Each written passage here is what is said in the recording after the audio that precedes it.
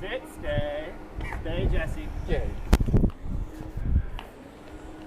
All right. Because as Emily, when I sit down, Emily's always, your posture is terrible, Jesse, so I got to work on. I got to work on mine too. You want to work on it together right now? I guess. Will this be part of the show?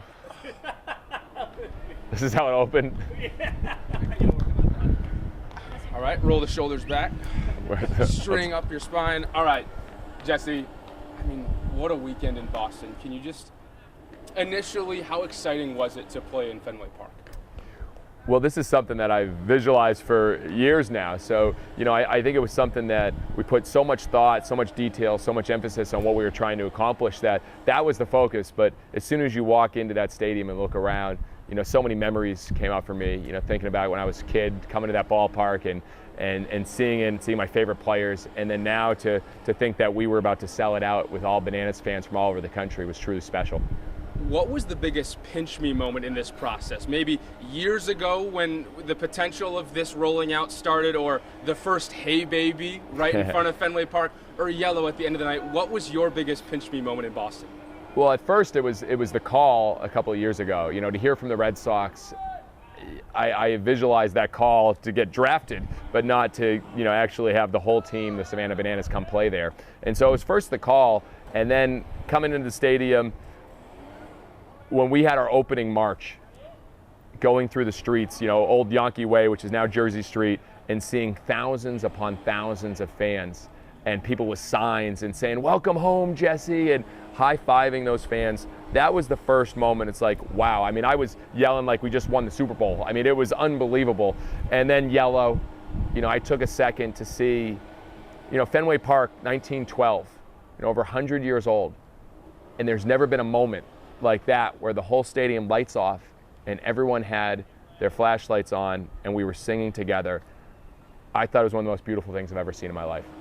People who are lifelong Red Sox fans on social media, in particular, I'm thinking of the guys from John Boy. I saw a tweet talking about how, as Red Sox fans, they have never seen Fenway Park like that, and the only thing that reminds them of it were the championship days of the Red Sox. Hearing something like that as the curator of all this and making sure that gets put on, how cool is that to hear for you?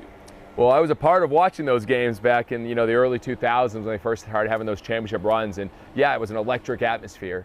To see us bring that back in 2024 and to at a different level was beyond special. And I think for more than anything, it's just a testament to the players and the cast and everyone that's like, we're going to build this to be a show that's larger than life. And there was so much emphasis on making it a big show, and the crowd definitely responded.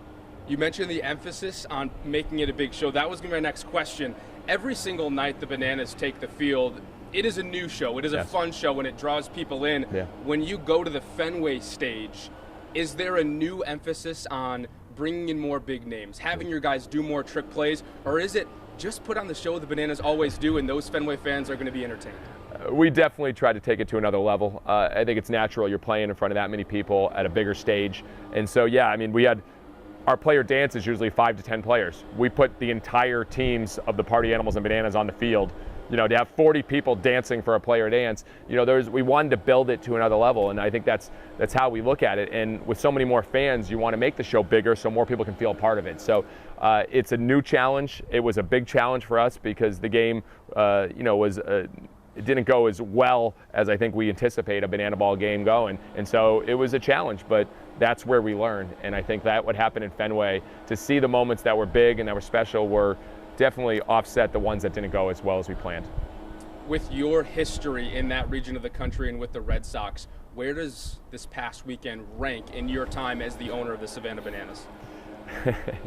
It's hard to put a ranking on because there's been so many moments. The first game here in Savannah after my wife and I having to sell our house, empty out our savings account after only selling a few tickets, to see a sold-out stadium here in Savannah, that felt like the biggest game of our life. The first One City World Tour, playing the game in a different city and seeing it sell out was larger than life.